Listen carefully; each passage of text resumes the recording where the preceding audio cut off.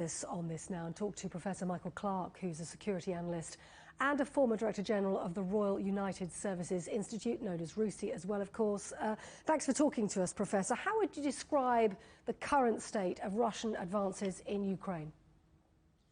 Well, their offensive has stalled quite badly after the first couple of weeks. They intended to get all of this done, first of all, in the first 3 days, then by the 8th of March latest, and here we are on the 11th, 12th of March, and they still haven't. They've more or less reached phase 1, and they're beginning phase 2, which is now to bring in more troops because they're running out of troops, and they are obviously surrounding Kiev, the capital, and so the Battle of Kiev, or the negotiations over Kiev, will start very soon.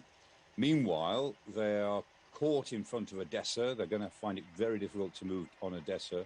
They are still failing to take any of the cities that they've surrounded, apart from Kherson in the south. So it's not going very well. On the other hand, numbers do count. And ultimately, if they bring enough numbers in, the Ukrainian forces will crack as formed units, as official forces, because flesh and blood can only do so much. And at some point, those Ukrainian units will probably dissolve into the territorial units, the 25 brigades, which are ready to defend the regions of Ukraine. So then the war will enter a third stage. And Kyiv is the prize, isn't it? With these tank battalions, infantry battalions looming on the battle space around the city. Just how likely is it that the Russians are up to this? They look like an army on the verge of collapse.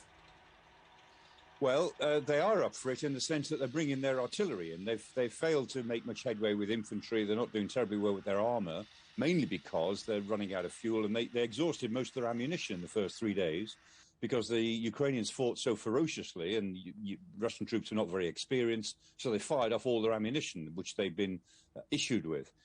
So they had to wait for more ammunition and more fuel to arrive. But once they use their artillery and their rockets, then they are in a position to pound Kiev from the outside, working inwards. Question is, will they do it? I suspect that they will be ordered to do it, and it will be a long and very bitter struggle. But I don't think they'll try to walk into the city anytime soon, because they know it's been made into a fortress, and the fact that the Ukrainians have fought so well in the first 2 weeks has meant that the Kiev has had time to fortify itself. And in fact, they were doing quite a lot of preparations beforehand, although they didn't talk too much about it. So it will be a very, very tough nut for the Russians to crack.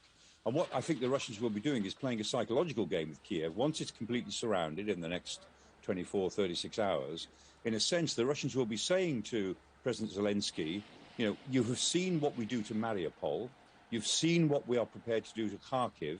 So do you want to give in now, or shall we do it to you as well?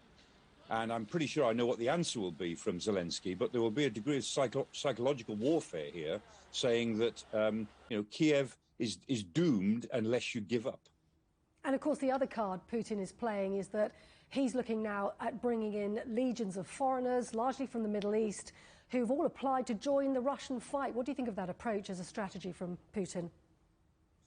It's a moment of desperation when the second or third biggest military force in the world has to rely on mercenaries from other countries. Then something's gone badly wrong.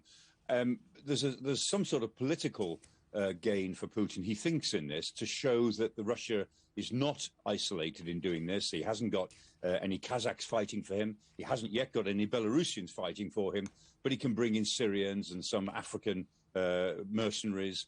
But in fact, these people are ultra groups. They're trained soldiers in the sense that they've seen battle before, but these people are not disciplined soldiers.